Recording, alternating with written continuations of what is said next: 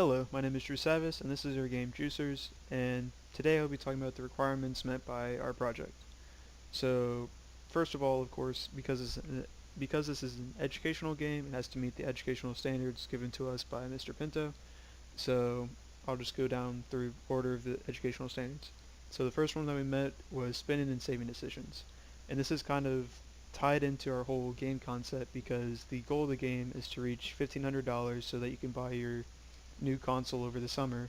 So you need to save money, but you also need to spend money because if you don't upgrade your stands and buy new stands, you'll never be able to get there within 20 days. For example, with the first stand, we only made less than $10 a day, so if we made that amount for all 20 days, we would have never gotten there. But of course, now that we've bought upgrades and bought different stands, we're able to make more per day. So now it's actually conceivable for us to get there by the end of the 20-day period. The next standard that we met was specialization. And that was the idea that the different stands can make their own stuff and make their own juices. So for example, we can look at this one. It hasn't been upgraded yet, but we can look at the juices and it can build whatever type of juice we want. So now when the customers come, if the juice stand doesn't have the type of juice that it wants, they're just going to go away and it's going to decrease our happiness. So it gives the concept that the player needs to be conscious on what type of juices that the customers want and what type of juices that they're making. This leads into the next standard, the markets, which is the ability of the player to cater their juice stand around the customers. So the idea that they can have two different types of juices to fill a greater market is very important later on in the game when it becomes harder because the customers prefer less types of juices. The player needs to be aware that they need to meet more of the market. Otherwise, they're not going to sell enough, and they're never going to make it to their goal. The next educational standard that we met were entrepreneurial risks, and was the ability of the player to build multiple juice stands, and also upgrade their stand. So this is because it kind of goes along with the spinning and saving decisions because you need to spend money to make money. So I need to spend $30 to make a new stand, but if in the lifetime it makes me $300, it was worth it. Same thing as upgrades. I could spend $10 to increase the range, but now that I increase the range and can access more of the market, I'm going to be making more money tomorrow, so it's going to be worth it in the end. The next educational standard that we met was productivity, and this is the ability of the player to upgrade their individual juice stands' productivity versus creating new juice stands. So this is clearly seen in the upgrade system that we have. So you're able to upgrade the range and production, 3 different tiers of each. So now that we upgraded the range, we can back out, and you can see that it expands across the city more. So now it can access more people.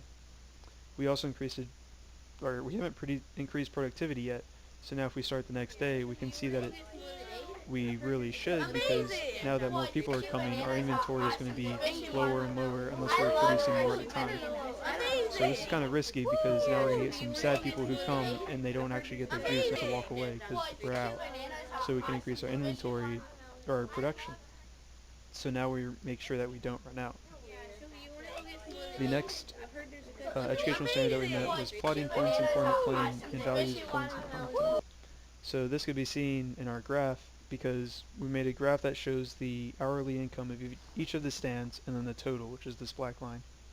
So this is shown because it has a scale of this is $20 and $40, and it increases as the time goes on because it starts at 5 and 10, but after a while you're making too much money and it goes off the scale, so it increases. But so right now you can see the different stands and at each hour what they're making. So you're able to understand the math concepts of this is $20, so around here is around maybe $12. So at around 1 o'clock I made around $12. It helps the students understand the different scales on the math. Alright, so for the next, of course we had to implement the 2D graphic game assets from the kids. So we got the kids to draw different fruits that we were able to use in our stands, and we used those here.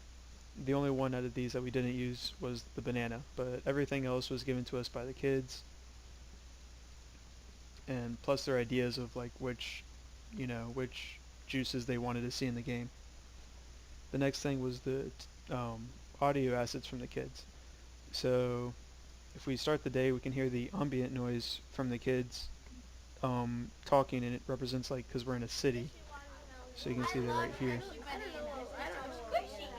You can you can also hear like right there. They said like amazing, and sometimes they'll say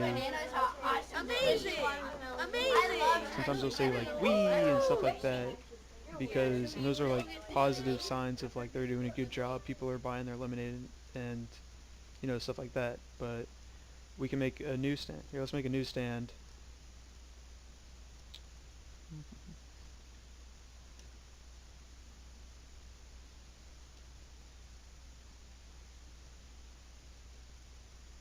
Here, we can make a newsstand down here and increase the range but not increase the productivity. So as we saw earlier, the inventory is going to run out, so we're going to have a bunch of sad customers. But we also implemented like kind of like negative sound effects so the characters understand they're doing bad stuff, which is like, oh, and like, give me my lemonade, stuff like that.